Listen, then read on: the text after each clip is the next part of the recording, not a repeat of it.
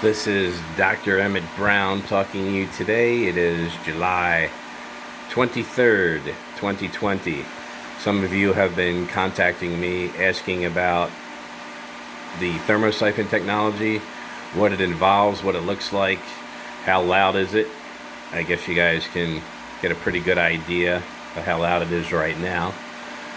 So I'll walk through this and explain what is happening here.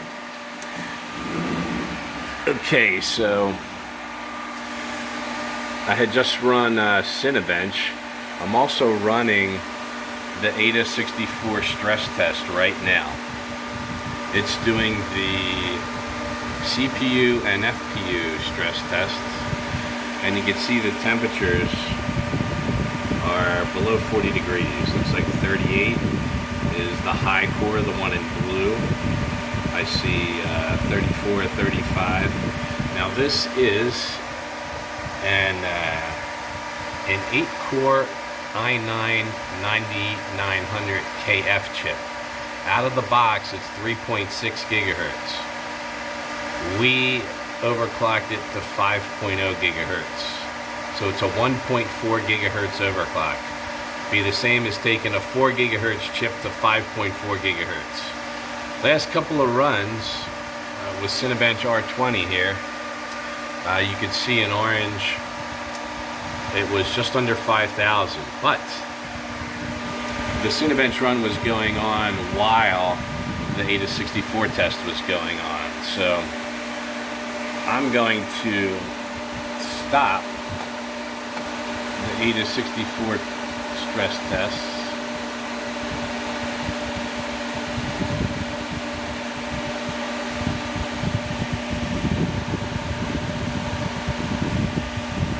See what that's doing to our CPU activity. 0%.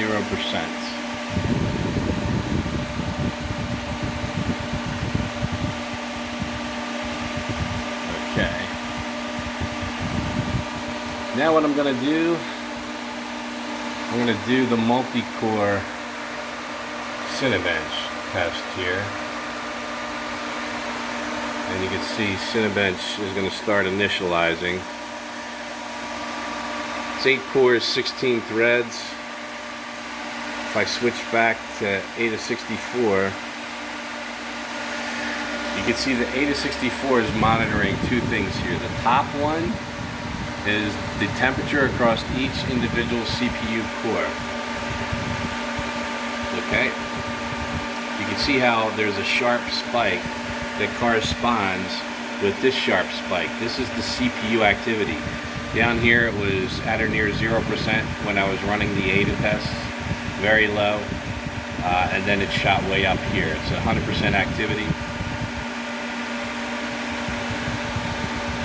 Okay, so it's running here. The temperatures aren't too high, but let's take a look at what this machine is doing over here and how it's configured. Okay, up top, we don't have a radiator, we have a condenser. And you'll notice these two rather large fans here, right? 1, 2. But there's a lot of area here that's not being cooled. This was done for a reason. We wanted to test the condenser and see how much work the condenser is doing. So we didn't optimize our fan coverage. We could have used 4 smaller fans and had a higher rate of air going across our condenser. Up here, you see we have some stopcocks, some brass stopcocks. Right here is a thermocouple. It's measuring some temperatures on some external devices we have. And right in here, if I zoom in close enough, you can see the cocktail of refrigerants is actually boiling. This is not water. This is a liquid refrigerant that's turning to vapor. It's going to come up here into the condenser, go through the condenser, be cooled, and then come back down here. So let's follow this along here. This little gray box is a custom little power supply we have that operates this pump. The Thermosyphon usually can operate without a pump. When we do very large builds for data centers, We put this little pump in here, and as you can see, it's pumping the liquid now. And the first thing it does is come in contact with the copper CPU plate. You can see the copper CPU plate right there, right. So it's going in as a liquid. It's coming out boiling. Here's where it's boiling, right here. You can see it. Okay.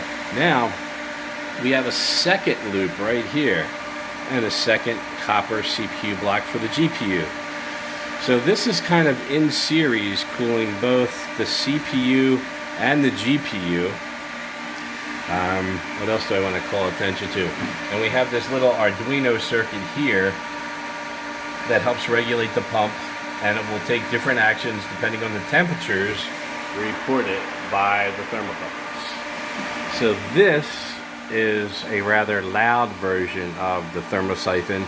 It's really designed to cool an entire rack in a data center. And let's go back here. Alright, we see our most recent score is just under 5,000, 49.47. You can see the Cinebench test is done. And notice here how closely the drop in temperature relates to the drop in the CPU activity.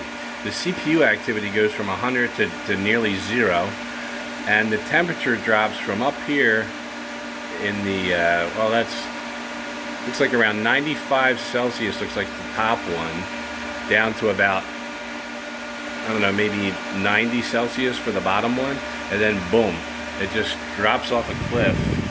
And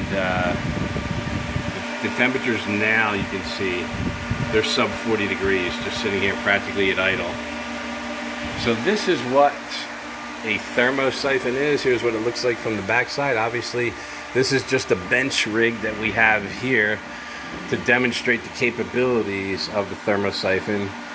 But that's what it is, guys. And this is the cooling technology that we advocate. It does much better than even quadruple radiators, and it allows us to overclock most systems up to 1.4 gigahertz over their base clock speed. So this is Dr. Emmett Brown from Twin Pines Mall signing off.